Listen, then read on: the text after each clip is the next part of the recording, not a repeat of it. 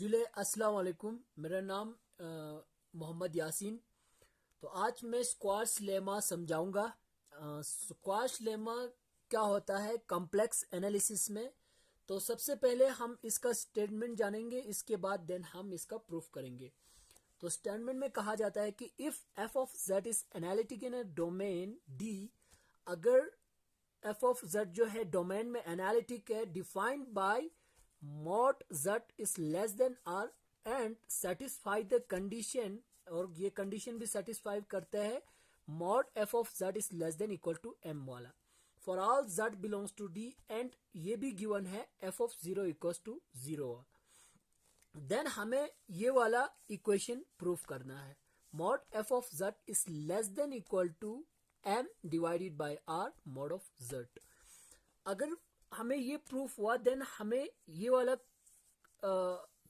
Equation भी proof करना है, जहां कहते हैं कि also if the equality occurs, अगर इक्वालिटी पाया जाता है फॉर किसी भी जेड के लिए, फॉर एनी जेड, देन फिर हमें F of Z equals to M divided by R Z E के पावर आयोटा अल्फा, जहां अल्फा हमारे पास क्या है, एक रियल कांस्टेंट है। नाउ हम अब प्रूफ करेंगे। सबसे पहले हमें एक सर्कल को लेट करना होगा। Let C be a circle जहां क्या होता है mod of Z equals to R. तो हमें ये जो आर है वो क्या है कि कैपिटल आर से छोटा है। ठीक, फिर हमारे पास क्या दिया हुआ है, since F of Z is analytic within and upon the circle. अब यहां पे अपॉन कहा गया, ये सबसे बड़ी इंपॉर्टेंट चीज जो हमें याद रखना है, क्योंकि हमें आगे जाके जो है मैक्सिमम मॉडुलस प्रिंसिपल का जो है हमें थ्योरम जो है अप्लाई करना है मैक्सिमम मॉडुलस प्रिंसिपल को। इसलिए हम जो है analytic F of Z upon the circle लिए जा रहे हैं, क्योंकि यहाँ पे मैं सर्कल को ही ड्रॉ करूंगा। जो हम सर्कल लिया था लेट सी, वो ये वाला सर्कल है जहां क्या है रेडियस हमारे पास आर है, जेड कोई भी पॉइंट अपॉन द सर्कल जहां पे क्या है एनालिटिक है, where Z mod is equal to are.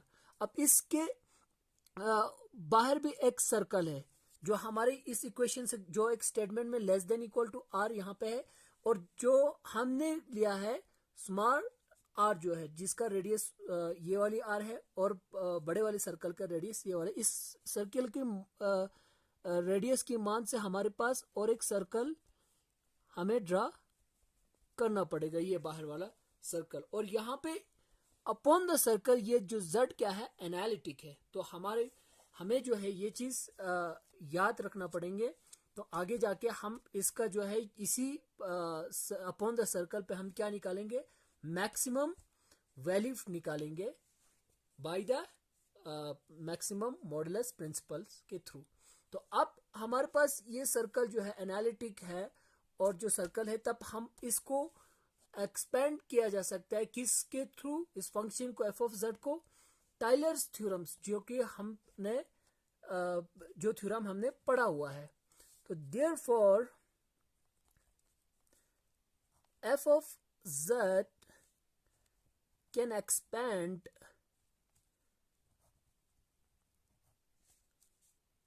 Bye Taylor series at किसी भी पॉइंट पे, at any point Z within सी।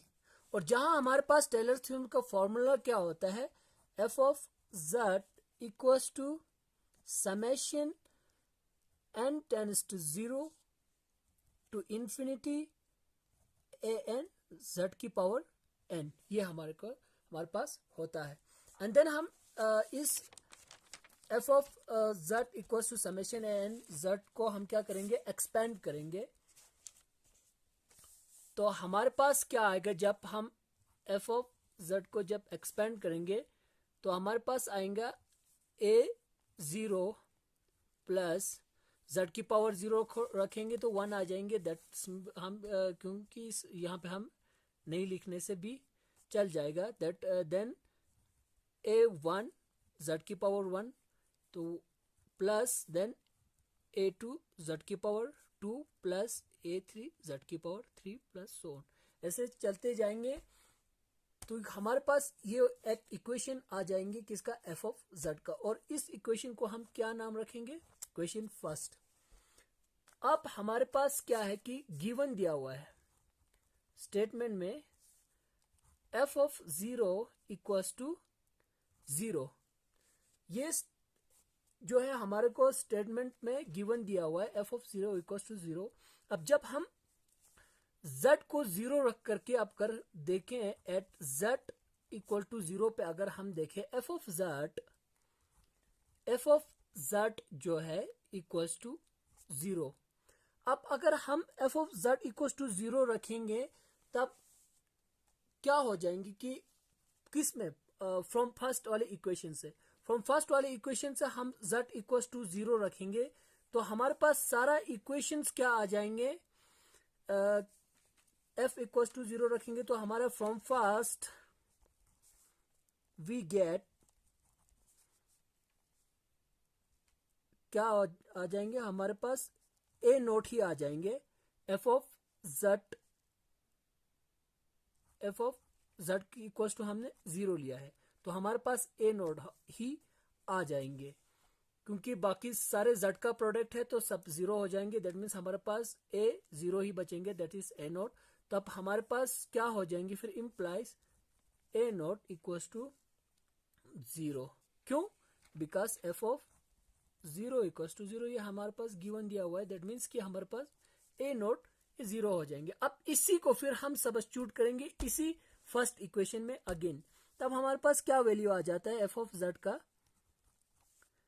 इस एफ ऑफ z एक a नोट को a0 को हम e0 के बराबर लेंगे तो हमारे पास ये एलिमिनेट हो जाएंगे, खाली a1 z वाली टर्म्स रहेंगे, a2 square plus a3 z cube plus so on. तो z वाली टर्म की इक्वेशन हमारे पास रहेंगे और a0 वाला इक्वेशन यहां से 0 के बराबर हम रखेंगे तो वो खत्म हो जाएंगे। एंड देन हमें क्या करना है, F of z equals to, यहां से हम z कॉमन निकाल सकते हैं सभी से, तो z equals to a1 plus a2z plus a3z square हम कर सकते हैं सिंपल सी। तो हम यहाँ से z कॉमन निकाल लिया और यहाँ हम इस z को इस डिनोमिनेटर में लेके जाएंगे। क्यों, क्योंकि हमें हमारे पास जब स्टेटमेंट हमें दिया हुआ है एफ ऑफ z, ये कहीं ना कहीं ये जो z जो है इसके नीचे आता है। दैट वाई कि हम एफ ऑफ z को इस साइड ले लेंगे, एफ ऑफ z अपॉन इस z को हम डिनोमिनेटर में लेके आएंगे, तब हमारे पास क्या बचेगा, a plus a2z plus a3z square plus so on. अब ये हमारे पास ये वाली इक्वेशन आ गया।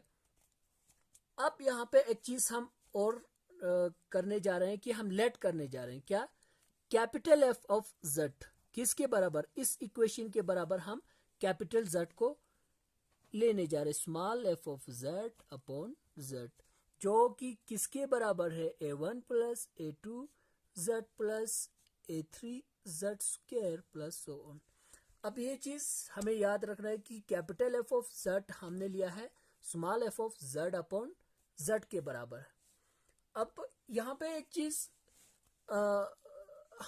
हमें दिख रहा है कि जब अगर हम इस एफ ऑफ z को जो है 0 के इक्वल्स कर दूं तो ये एक नॉट डिफाइन हो जाता है और पूरा फंक्शन फिर क्या हो जाता है कि नॉट डिफाइन। और फिर जहाँ कहा गया हुआ है कि जब डिनोमिनेटर में z आगे किसी भी पोल के तब हमारे पास सिंगुलैरिटी बन जाते हैं। तो फिर क्या होता है, फिर ये पूरा इक्वेशन एफ ऑफ z जो है एनालिटिक नहीं रहेगा तो तब फिर हमें जो है इसको सब्स्टिट्यूट करके और इस प्रोसेस को आगे करना पड़ेंगे। तो कैसे?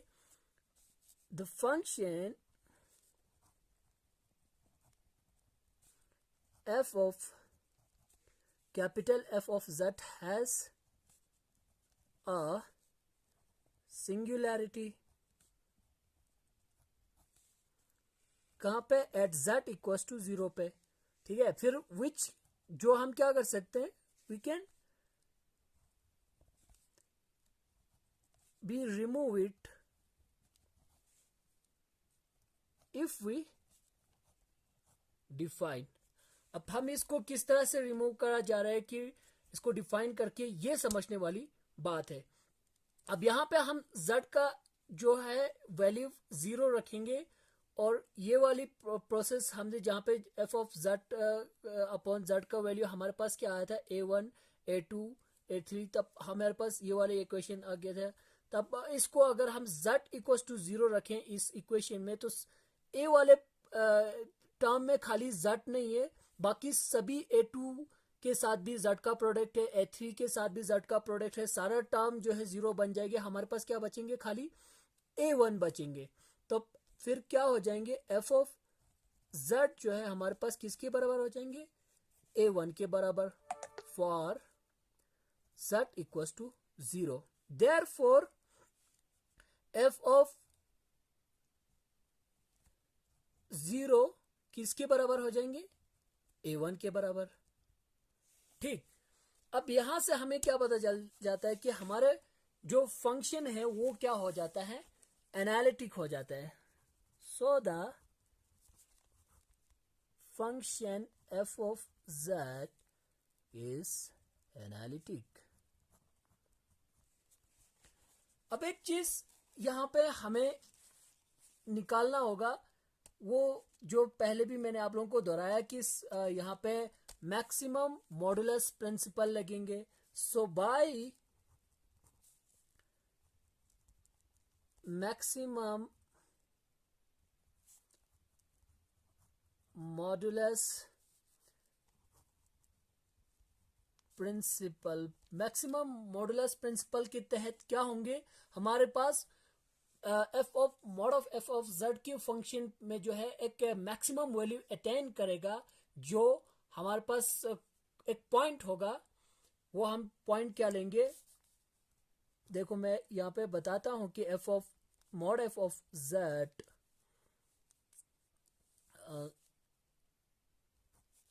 Attain its maximum value at some point z equals to a on c। हम किसी एक some point z equals to a पे हम मैक्सिमम वैल्यू ले रहे हैं, किस पे, c पे, and not with in c में, विद इन सी। एक चीज यहाँ पे मैं गलत लिखा है, कैपिटल एफ ऑफ जेड आ जाएंगे यहाँ पे, capital F of Z function जो है हमारे पास क्या हो जाता है, एनालिटिक हो जाता है। So now we back on the point कि यहाँ पे जब हम जेड जो है किसी ए को F of mod of F of Z में ये पॉइंट्स क्या कर रहे हैं, अटेंड कर रहे हैं, तो देयरफॉर हमारे पास क्या आ जाएंगे, capital F of A, Z की जगह हम क्या ले रहे हैं, ए ले रहे हैं, equals to small F of A upon A, जो कि हमारे पास क्या है, एक मैक्सिमम वैल्यू है, किसका, of mod F of Z का, कैपिटल एफ ऑफ जेड का है। तो ये हमारे पास क्या हो जाता है, एक मैक्सिमम वैल्यू निकलता है एफ ऑफ जेड का। अब यहां से एक चीज, एफ ऑफ ए जो है हम किसके रिस्पेक्ट में लिया है, जेड के रिस्पेक्ट में, तो हम सिंपली लिख सकते हैं एफ ऑफ जेड को जो है, जो एफ ऑफ जेड है हमारे पास, कैपिटल एफ ऑफ जेड जो है equal to small F of Z upon Z, हम लिख सकते हैं mod of Z upon Z. अब यहां से एक चीज हम ये कर सकते हैं m अपॉन आर। वाई? क्योंकि एफ ऑफ जेड जो है ये हमें स्टेटमेंट में दिया गया है कि मॉड एफ ऑफ जेड किसके बराबर है, m के बराबर, और मॉड ऑफ जेड जो है इक्वल टू आर के बराबर जो हमने लिया हुआ था। तो यही दोनों चीज हम यहाँ पे अप्लाई करने जा रहे हैं, that is this m upon R. इसको हम क्या रख लेते हैं, इक्वेशन नंबर सेकंड। नाउ पूरे इफ जो पॉइंट्स थे दैट लाइज इनसाइड सी, अब हम z को जो है अब तक जो है क्या था, अपॉन द सर्कल लिए जा रहे थे, अब हम यहाँ पे z को जो है इनसाइड द सर्कल ले रहे हैं। हम यहाँ पे इनसाइड द सर्कल ले रहे हैं z को। अब हम पहले अपॉन द सर्कल ले रहे थे और अपॉन द सर्कल पे हमने मैक्सिमम वैल्यू ले लिया था। अब इसका मतलब जब हम z इसके अंदर ले रहे हैं तो सिंपल सी बात है, जो मैक्सिमम वैल्यू से कम ही होगा। दैट मीन्स क्या, mod of capital F of z is less then maximum value से तो कम ही होगा, less than maximum value of F of z, maximum value से तो कम ही होगा, वही हम यहाँ पे लिख रहा है। Now mod of capital mod of F of z किसके बराबर है हमारे पास, इसके बराबर है F of z upon z, क्योंकि ये पहले से हमने लिया हुआ था और कैपिटल एफ ऑफ z को हमने पहले से यहाँ पे जो है लेट किया था एफ ऑफ z, सिंपली यही लिखा हमने। और ये वाला इक्वेशन किसके बराबर है, m बाई आर के बराबर है, less than equal to m by R, किससे, बाई इक्वेशन सेकंड से। ठीक, नाउ हम अब एक चीज कर सकते हैं, मॉडुलस की रूल से एफ ऑफ z मॉड हम कर सकते हैं ऊपर भी, मॉड ऑफ z हम नीचे भी कर सकते हैं, m by R, because mod of a by b equals to a mod upon b mod. ठीक, तो ये चीज सिंपली हमने यही किया। अब यहां से हम एक चीज कर सकते हैं कि इस z को हमारे पास बाय द क्या स्टेटमेंट के थ्रू हम ये मॉड ऑफ z जो है यहाँ पे रखना पड़ेंगे, क्योंकि इस साइड लाना पड़ेगा। और तो फिर इसको हम इस साइड कैसे ले सकते हैं, यहाँ पे हम जो है डायरेक्ट इसको इधर नहीं ले सकते, बिकॉज ये एक इनइक्वालिटी फॉर्म है। हम इसको क्या कर सकते हैं, मल्टीप्लाई करके both side mod of z जो है मल्टीप्लाई करके हम इसको इसके इक्वल कर सकते हैं। इनइक्वालिटी में हम डायरेक्ट वहां उस साइड नहीं ले सकते, तो फिर हमारे इनइक्वालिटी की साइन भी चेंज हो जाएगा। यहाँ पे हम क्या कर रहे हैं, both side multiply mod of z करके हमारे पास इसकी इक्वल आ जाएंगे। सो सिंपली हमारे पास ये आ गया, तो इसको हम क्या रखेंगे, इक्वेशन थर्ड। अब हमारे पास सब कुछ आ गया है, mod of F of z is less than equal to m by R z आ गया, लेकिन ये हमारे पास कैपिटल आर है और यहाँ पे हमारे पास स्मॉल आर है, और इसको हम कैपिटल आर कैसे बनाया जा सकता है, लेट्स सी। इनइक्वालिटी होल्ड्स कर रहे हैं, इन equality thought holds for all r is less than r। ये इनइक्वालिटी होल्ड्स कर रहे, फॉर ऑल होल्ड्स कर रहे, किसके लिए, for all r is less then r। That फिर हम क्या कर लेंगे, व्हेन r जो है किसकी अप्रोच कर लेंगे, कैपिटल R के अप्रोच कर लेंगे। तब हम सिंपल से लिख सकते हैं कि जो हमारे पास ये इक्वेशन आया था, f of z mod of less than equal to m, small r की जगह क्या लिख सकते हैं, कैपिटल R, क्योंकि हम अप्रोच ले रहे हैं स्मॉल r के कैपिटल R को, स्मॉल r को कैपिटल R के अप्रोच ले रहे हैं, तो हमारे पास सेम एस कैपिटल R आ जाएंगे। तो हमारे पास यहाँ से क्या हो जाते हैं, फॉर ऑल z यानी कि such that mod of z is less than equal to r। तो हमारे पास इससे ये पहला वाला इक्वेशन जो हमें प्रूफ करने को बोला जा रहा था स्टेटमेंट में, प्रूफ हो गया by the same as the equation of, यहाँ पे मेंशन किया गया था mod of F of z is less than m by r, mod of z so now हमारे पास ये वाला प्रूफ करना है कि अगर इक्वालिटी ओकर्स करते हैं F of Z equals to M by R Z E की पावर आयोटा अल्फा, ये समझने वाली बात है।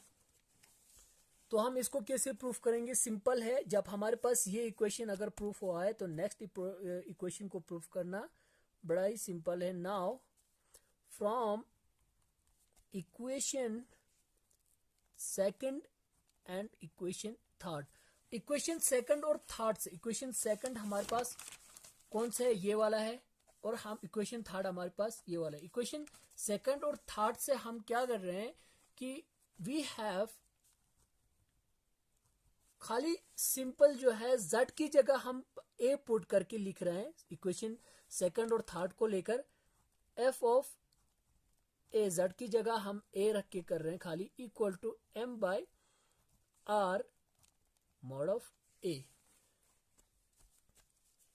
अब द नेक्स्ट स्टेप हमें क्या करना है? Mod of f of a equals to, सबसे पहले हम ये ए को जो है हम क्या करेंगे, हमारे पास आपको पता होगा कि जब भी z ऑफ a होता था हमारे पास कोई r के बराबर होते थे। जब कॉम्प्लेक्स नंबर में हम सिंपल सी बात है कि z of a equals to R E के पावर आयोटा थीटा हम लिख सकते थे, आर्ग्यूमेंट और मैग्नीट्यूड हमारे पास, तो सिंपल से ये आ जाता थे। तो फिर इस ये ए जो है z की मान है, तो हम सिंपली इस चीज को यहाँ पे अप्लाई करने जा रहे हैं, m बाय आर ए ई की पावर आयोटा लेमडा हम ले रहे हैं। अब यहाँ से एक चीज हमारे पास जो a है वो क्या था? f ऑफ z हम ले रहे हैं, क्योंकि f ऑफ z के रिस्पेक्ट में हमने ये f ऑफ लिया था, a लिया था, तो f ऑफ z के रिस्पेक्ट में था, तो हम सिंपली इसको f ऑफ z ही रखेंगे, मॉड f ऑफ z। तो साथ में हम एक चीज और कर लेंगे, जो स्मॉल r है उसको किसके अप्रोच ले लेंगे? फिर से कैपिटल R के अप्रोच ले लेंगे। दैट मीन्स हमारे पास क्या आ जाएगा? सिंपल से स्मॉल r को हम कैपिटल R लिख लेंगे, a को हम क्या किसके रिस्पेक्ट में ले रहा था? z के रिस्पेक्ट में ले रहा था, e की पावर आयोटा, यहाँ पे लेमडा है, एज पर द स्टेटमेंट जहां पे हमने अल्फा लिया है, लेमडा की जगह हम सिंपली अल्फा ले रहे हैं। तो यहां से हमारे पास क्या प्रूफ हो जाता है? देखो, f of z equals to m by R z E की पावर आयोटा अल्फा। तो ये चीज भी प्रूफ हो गया हमारे पास सिंपली।